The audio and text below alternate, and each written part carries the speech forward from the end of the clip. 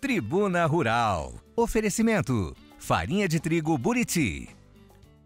Olá! Sejam bem-vindos ao Tribuna Rural. Aonde quer que você esteja, nós agradecemos a sua companhia.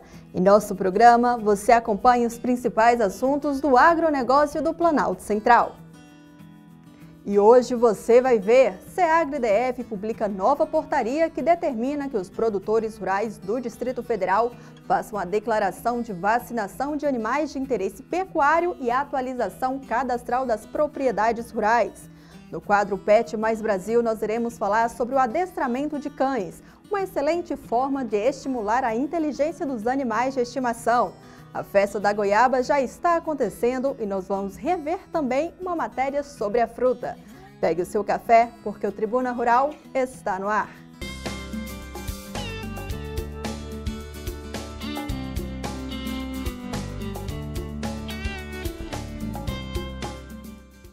Uma nova portaria publicada pela Secretaria da Agricultura do Distrito Federal, SEAGRE-DF, no mês de fevereiro, determina que os produtores rurais do DF devem fazer a declaração de vacinação de animais de interesse pecuário e atualização cadastral das propriedades rurais. Vamos ver.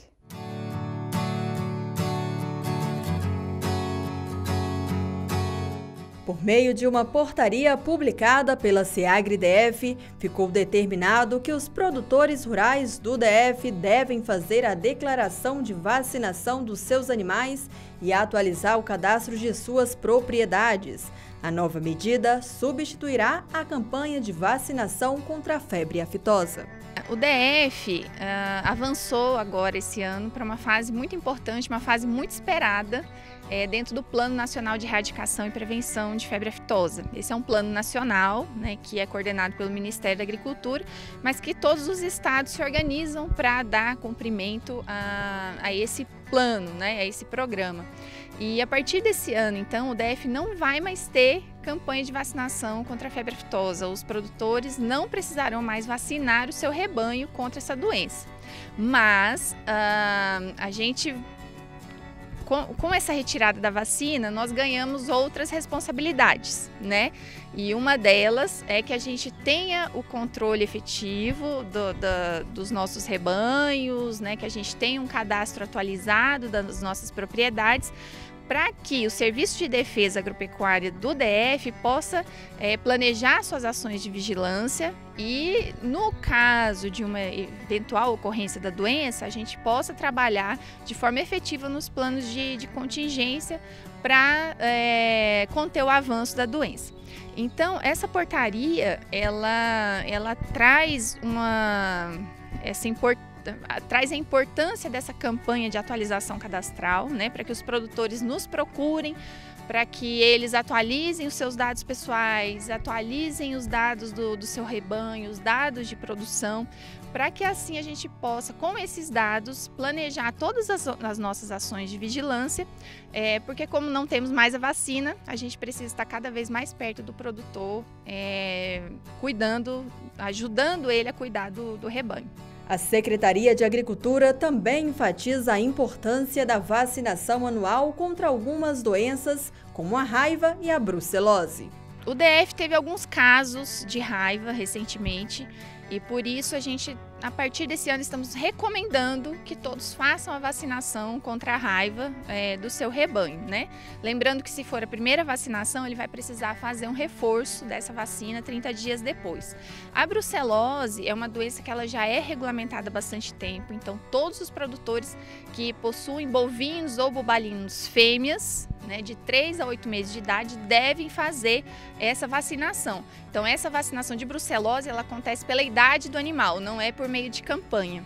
É preciso que o setor se atente à nova regra e não ultrapasse o prazo estabelecido pela instituição, para que não fiquem impedidos de executarem algumas atividades. Nós vamos fazer a campanha de atualização do dia 1º de maio até o dia 12 de junho desse ano, né? Então tem bastante tempo para o produtor procurar o Serviço de Defesa Agropecuária para fazer essa atualização cadastral. Ele pode fazer isso via sistema, nós temos o sistema Ciagro, onde é possível ele fazer pela internet, ou ele também, se preferir, pode procurar qualquer um dos nossos escritórios para fazer essa atualização pessoalmente. Produtor que descumprir, né, não participar da campanha ou deixar de vacinar o seu rebanho contra a brucelose, contra as doenças que têm uma obrigatoriedade de vacinação, ele poderá vir a ser autuado, né, e passar por sanções administrativas que estão previstas na legislação vigente hoje de sanidade animal. Além das sanções previstas na legislação, caso o produtor não atualize o seu cadastro, ele pode ser inviabilizado de emitir a guia de trânsito animal. Então ele não vai conseguir emitir as guias para transitar com seu animal. Consequentemente, se ele transitar sem a guia, ele também pode ser autuado novamente. Então é muito importante realmente que o produtor procure os escritórios ou faça a atualização cadastral pelo sistema dentro do período da campanha.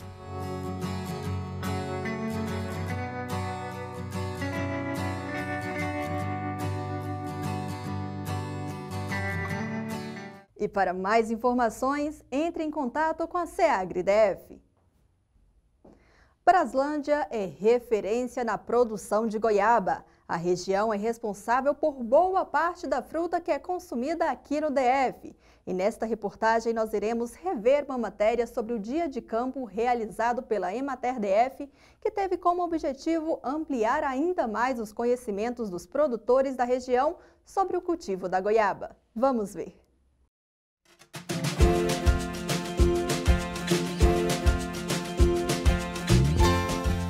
No ano de 2021, foram produzidas mais de 9.000 toneladas de goiaba aqui no Distrito Federal, colocando a fruta em destaque como a mais produzida na capital.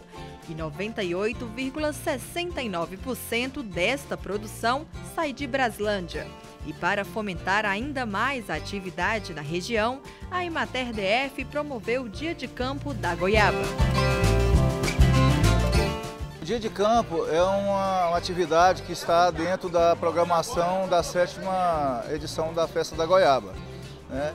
E a gente fez essa programação justamente para atrair os profissionais da área agronômica e também produtores que queiram iniciar na atividade de produção de goiaba. Braslândia já é um celeiro de produção de diversas outras culturas, né? Mas a gente apostou em 2 carros-chefes. Um você já conhece, que é o morango, e a goiaba a gente já está aí na 7ª edição da festa, né? Por que a gente está colocando essas 2 culturas em evidência? Porque realmente elas são culturas que têm um apelo tanto econômico quanto social na produção de bens e serviços, né? Na questão de emprego, principalmente, e também de rentabilidade. Só para você ter uma ideia, a goiaba nós temos em torno de 320 hectares. E Braslândia foi eleito em função principalmente da questão de clima e altitude, porque goiaba é uma cultura de clima tropical e necessita de uma altitude acima de 1.000 metros. O evento aconteceu na propriedade do produtor rural Edson Pinto Correia, que nos conta um pouco sobre a sua experiência com o cultivo da fruta e a satisfação de ser o anfitrião do evento. Tem mais ou menos uma faixa de 30 anos, 35 anos que eu trabalho com goiaba. Aí, como eu trabalhei para os outros, aí teve a oportunidade de trabalhar para mim mesmo. A gente tinha outra propriedade, que era da família toda. Aí eu peguei, a gente vendeu para poder dividir. Aí eu peguei minha partezinha, comprei aqui. Aí daí para cá foi onde eu comecei meu negócio, meu próprio negócio. O tipo que eu tenho hoje são 1.000 pés de goiaba e eu tiro aqui a faixa das 60 toneladas por safra, né? Mexo com tomate, mexo com outras verduras normal, culturas normais, mas o meu foco é goiaba. Gente, é uma satisfação muito boa que eu tenho para atender todo mundo aqui, né? Ver todo mundo aí satisfeito. Muita gente que é nova está se formando em agronomia. Né, tem muita aluna aqui da UNB aprendendo um pouquinho com a gente, então é uma satisfação muito boa que eu tenho de atender o povo aí. Temas como técnicas de plantio, variedades, sistemas de irrigação e análise econômica da cultura foram abordados. Então a nossa estação aqui é da irrigação. Então a gente fala das melhores formas de fazer essa irrigação, né? Tem vários tipos de irrigação, a gente explica qual que seria a melhor forma para a goiaba e também do manejo dessa irrigação. O quanto tempo eu vou irrigar e quando que eu vou fazer essa irrigação para otimizar essa produção e a saúde dessa planta. Bom, nós estamos aqui na estação que é de plantio, escolha de cultivares, né? A gente sabe que para tomar a decisão de iniciar uma atividade a gente tem que fazer escolhas. Então a gente estava explicando um pouquinho para eles quais essas escolhas que eles teriam que fazer inicialmente. E o primeiro delas é a escolha da cultivar, qual que seria mais interessante para o mercado consumidor de Brasília, né? Então a gente sabe que tem a cultivar, por exemplo, paloma, que a gente fala que tem dupla aptidão, que é tanto interessante para consumo de mesa, quanto para a fabricação de geleia, doce, por conta da cor vermelha intensa que tem na polpa. E a outra que o pessoal de Brasília gosta, que é a Pedro Sato, né? Por conta do tamanho, é um fruto um pouco maior e tem a casca rugosa. Então eu preciso saber dessas informações para iniciar um plantio. Além disso, preciso saber meu tipo de terreno, né? Se a minha propriedade tem todas as características boas para o desenvolvimento da planta, foi explicado um pouquinho. E também espaçamento de plantio, né? A gente sabe que para plantar a gente tem que saber quanto que as plantas precisam ficar próximas ou distantes uma das outras. E a gente explicou mais ou menos um pouco para eles como faz isso. E ponto de colheita, todo mundo quer saber quanto que colhe, né? Minha parte é falar aqui da avaliação econômica da goiaba. O pessoal tem um embasamento do custo que ele vai ter, da rentabilidade, o prazo que ele vai ter para o rendimento da cultura. Uma atividade econômica rentável, só que aí a gente está aqui exatamente para que eles possam comparar entre as atividades que eles vão ter. Ela começa a se pagar a partir do 3º ano, e ele vai ter uma renda interessante, pode chegar até R$70 mil em 5 anos, esse dinheiro já corrigido. E quem participou já está fazendo planos para implantar pomares da frutífera na propriedade e aplicar o conhecimento adquirido na área acadêmica e profissional. E quem é que não quer, né? Produzir goiaba, né? Aí nessa situação aí a gente está aí, né, querendo mesmo começar, né? Então a gente aí já sai já com um pensamento bem firme, né? E daqui para frente, quem sabe, né? Se a gente aí, mais um tempo a gente não vai estar produzindo aí 1 hectare de goiaba, né? Bem, é um evento muito importante, né? Sobretudo para nós estudantes, que a gente precisa ter o contato, né, com determinadas culturas, e a goiaba é uma cultura muito importante aqui no DF. Há muitas informações importantes, muitas vezes a gente fica restrito, né, ao ambiente ali da faculdade e tal, mas é importante o acesso aos profissionais que trabalham diretamente com a cultura.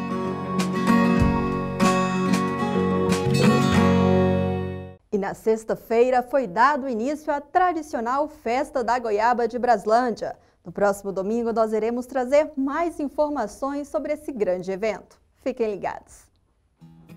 No próximo bloco nós iremos falar sobre adestramento de cães. Não saia daí, voltamos já. Produzida totalmente nas terras do coração do Brasil, pela Cooperativa Agropecuária da região do Distrito Federal Copadef, a farinha de trigo Buriti tem sabor e aroma inigualáveis, que são a expressão perfeita da qualidade que vai desde o plantio do trigo até a sua mesa. O moinho da farinha Buriti segue os mais rigorosos padrões de seleção e processamento, tudo para oferecer uma farinha de trigo de excelência perfeita para massas, pães, tortas e doces. Experimente e comprove. Farinha de trigo Buriti, orgulho dos brasilienses, sabor de qualidade para a sua mesa.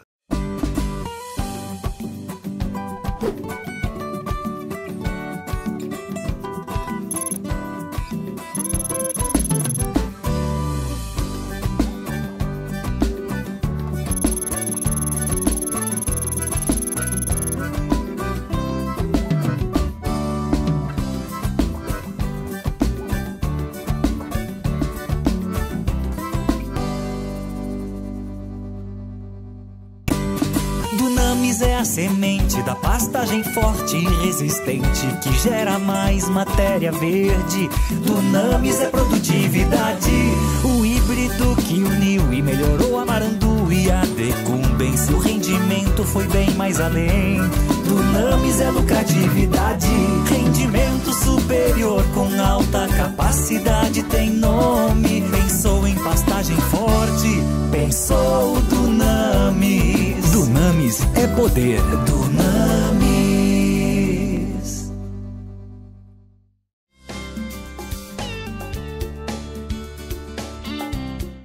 Acompanhe agora a nossa agenda de eventos que tem o apoio da Agroagenda. As mudanças no agro acontecem de forma rápida e cada vez mais constante. Produtores rurais e profissionais recebem diariamente informações sobre novas tecnologias para o setor. O Showtech 2023 tem como principal objetivo unir as mais relevantes tecnologias e informações para o agro em um só lugar, de uma forma direta e aplicável a produtores rurais e agentes do agro brasileiro.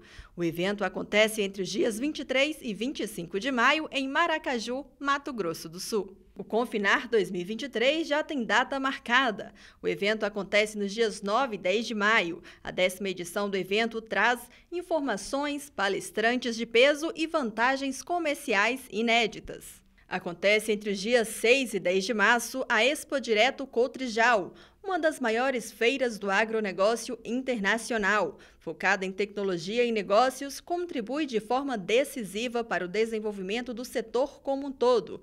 O evento acontece em Não Me Toque, Rio Grande do Sul. Vem aí o Simcafé 2023, o maior evento de difusão da cafeicultura. Durante o evento, serão apresentadas as novidades para o setor. O evento acontece entre os dias 6 e 8 de março. Estão abertas as inscrições para o curso presencial Liderança Empreendedora no Agro, que acontece aqui em Brasília nos dias 25 e 26 de março. O curso está com valor promocional até o próximo domingo. Garanta sua vaga. Escreva pelo WhatsApp 61 99237 4553. Confira agora as principais notícias do agronegócio.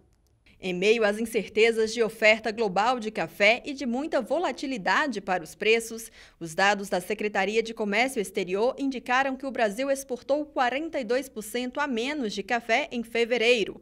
O volume mais baixo já era esperado pelo mercado, considerando o mês mais curto e também o feriado de Carnaval. A produção de soja do Brasil deve atingir 153 milhões de toneladas no ano comercial 2022-2023, ante 126,60 milhões de toneladas no período anterior. As informações são do Departamento de Agricultura dos Estados Unidos. A área semeada deve avançar de 40,9 milhões para 43,3 milhões de hectares. A Secretaria de Comércio Exterior do Governo Federal informou que o volume exportado de carne suína fresca e congelada atingiu 69,8 mil toneladas nos 18 dias úteis de fevereiro deste ano. Isso representa um avanço de 9,6% frente ao total embarcado no mesmo período do ano passado, que ficou em 64 mil toneladas. Mesmo tendo sido plantada no momento em que os custos de produção estavam nos patamares mais altos da história, os produtores brasileiros de algodão mantiveram a área e devem voltar a ultrapassar 3 milhões de toneladas da fibra na safra 2022-2023. O Tribuna Rural quer ouvir vocês e tirar as suas dúvidas sobre diversos assuntos por meio do quadro Interatividade. E eu fui às ruas de Brasília para perguntar sobre adestramento de cães. Vamos ver quais foram as respostas dos nossos entrevistados.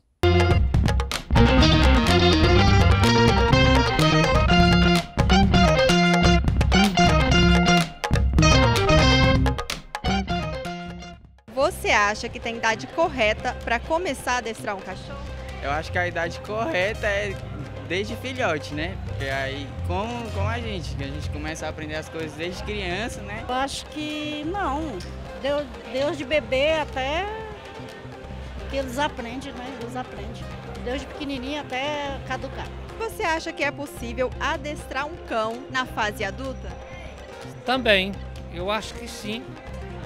O cão na fase adulta é melhor ainda, né? Já está passando os anos de vida dele. Eu acho que sim, mas eu acho que é mais complicado. Acho que é mais difícil, porque tipo, ele já teve um costume maior para mudar esse costume de quando ele já está na fase adulta, eu acho que é bem mais difícil. Mas não é impossível. Porque independente seja filhote ou ele já mais adulto, independente, tipo, tem que saber como vai ser a didática que você vai começar a adestrar o seu cão, seu filhotezinho, até mesmo um gato. Você acha que a raça do cachorro influencia no adestramento? Sim, influencia muito. Cachorro que aprende rápido, outros não. Tem que demorar mais tempo, né? Eu acho que não, acho que pode ser um pouco mais difícil, né?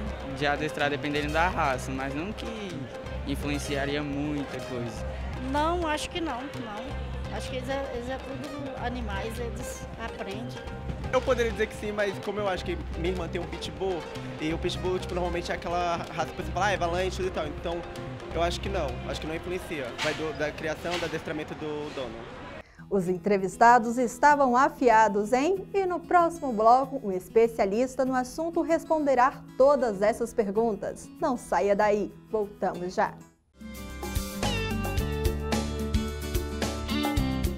Produzida totalmente nas terras do coração do Brasil, pela Cooperativa Agropecuária da região do Distrito Federal Copadef. A farinha de trigo Buriti tem sabor e aroma inigualáveis, que são a expressão perfeita da qualidade que vai desde o plantio do trigo até a sua mesa. O moinho da farinha Buriti segue os mais rigorosos padrões de seleção e processamento. Tudo para oferecer uma farinha de trigo de excelência perfeita para massas, pães, tortas e doces. Experimente e comprove. Farinha de trigo Buriti, orgulho dos brasilienses, sabor de qualidade para a sua mesa.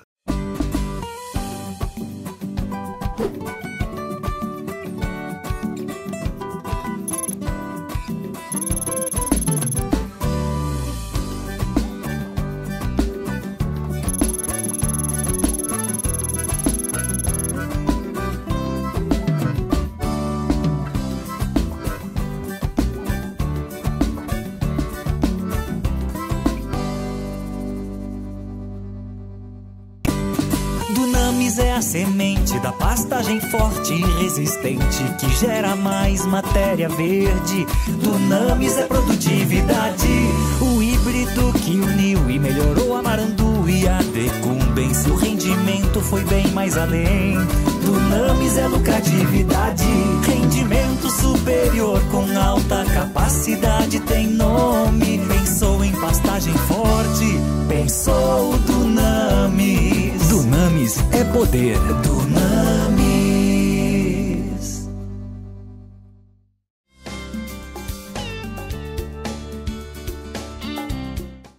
E no quadro Pet Mais Brasil, nós iremos falar sobre o adestramento de cães. O adestramento é uma excelente forma de educar os bichinhos de estimação. Com a técnica, os cães exercitam alguns comandos básicos, como, por exemplo, fazer suas necessidades em um determinado lugar, a respeitar algumas ordens impostas pelo seu tutor, entre outros. Vamos ver.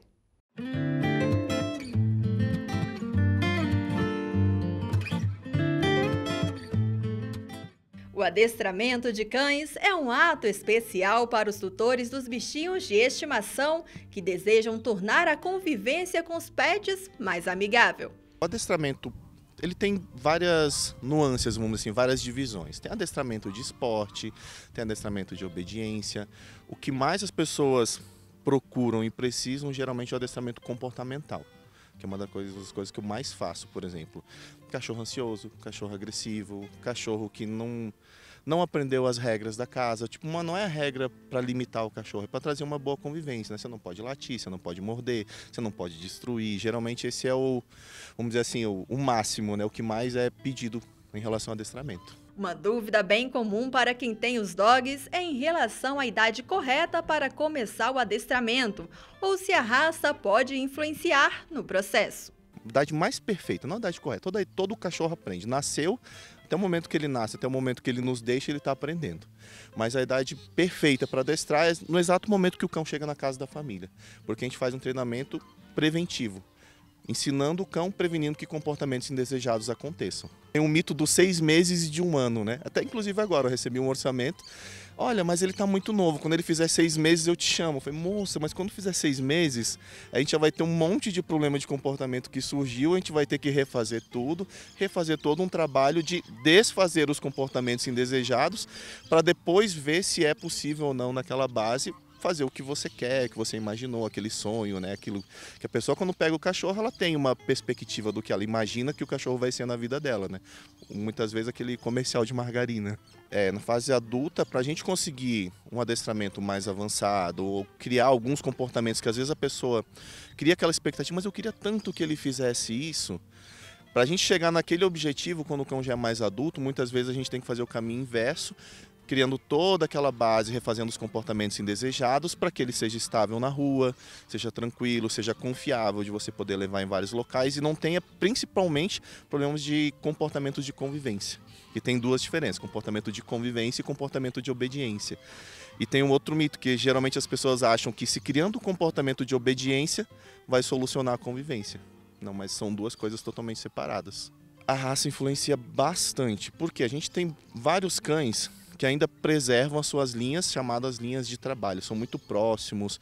Tem também a questão das criações que não tem seleção, né? Então, até mesmo os cães sem raça definida, eles, tipo cães de combate, cães de trabalho e alguns cães sem raça definida, por exemplo, que se criam na rua, né, que tem aquela ninhada, 2, 3 gerações, isso é uma coisa importante. Porque um cão que se cria na rua, ele vai precisar refazer o caminho inverso da domesticação, que é criar áreas de agressividade, hiperatividade, ansiedade um pouco maior. Isso não significa que esse cão não vai poder ter um sucesso total com as famílias, mas ele precisa ter uma demanda maior, uma atenção maior do que, por exemplo, você pega umas raças, né, se a pessoa pesquisar cães de companhia, qual o cão mais ideal? Geralmente ela vai ter uma probabilidade maior de ter um cão que vai dar muito menos trabalho na questão daquela dedicação de tempo que ela vai ter. Que principalmente raças mais difíceis depende de mais tempo, né? Para você poder treinar e atingir aquele objetivo que você espera. Felipe atua no ramo há mais de 20 anos e relata que nos últimos anos a procura pelo adestramento aumentou. Uma demanda que aumentou muito foi pós-pandemia. Então, por exemplo, eu tenho, acho que hoje tenho atendendo nesse mês foram 36 clientes, 36 alunos cães, né? Desses 36, tranquilamente 20 foram cães de pandemia, que geraram um problema, por exemplo, que a gente chama de dependência emocional. Aquela proximidade exacerbada da família, da pessoa, do ser humano, cria dependência de só estou feliz, estou bem quando eu estou perto de um ser humano. E acaba tirando aquela naturalidade do cão. E isso aumentou, acho que significativamente, pós-pandemia, uns 20% a 30% da procura pelo adestramento. Para esse caso específico. Gera agressão, gera hiperatividade, gera destruição, gera automutilação, né? E é uma coisa que as pessoas precisam de uma atenção maior, porque às vezes alguns níveis de dependência emocional, dependente do tempo que o animal é exposto, podem se tornar até irreversíveis sem o uso de uma medicação ansiolítica, por exemplo. Nós estamos aqui com o Saruman. Ele, que já é adestrado, obedece fielmente os comandos de seu tutor.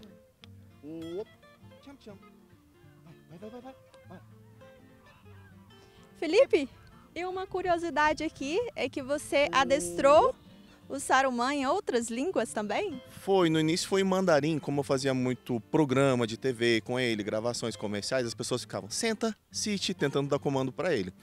O interessante é que no começo eu procurei no Google mesmo, palavras em mandarim.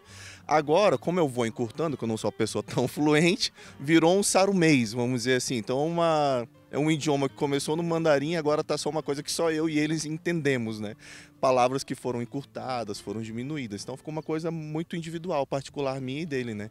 Traz mais essa proximidade até com ele. Eu notei aqui também que sempre que o Saruman acerta, você faz um carinho, faz um incentivo, isso é importante, né? É importantíssimo, porque a emoção positiva, essa emoção de estar gostando de fazer, é legal. E uma coisa que as pessoas não sabem, talvez, né? Porque não é tão divulgado. Mas para ele, é importante que os comandos, depois que eles aprendam, isso sejam inseridos em brincadeiras.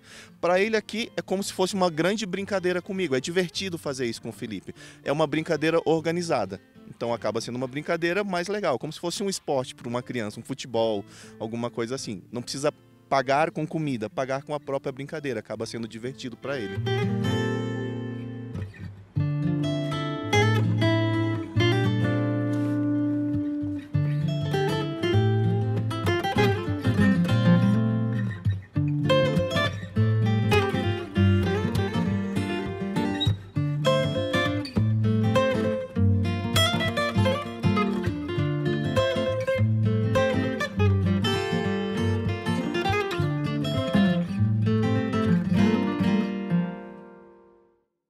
Muito bacana, não é mesmo? Os cães são realmente animais muito inteligentes e as dicas foram excelentes. Obrigada, Felipe.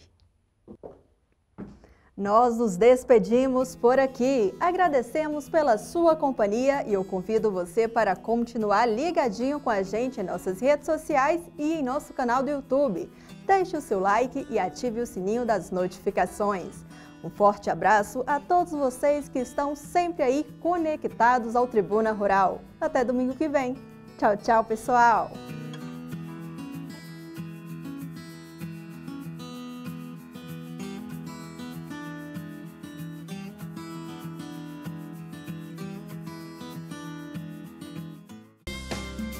Tribuna Rural. Oferecimento: farinha de trigo Buriti.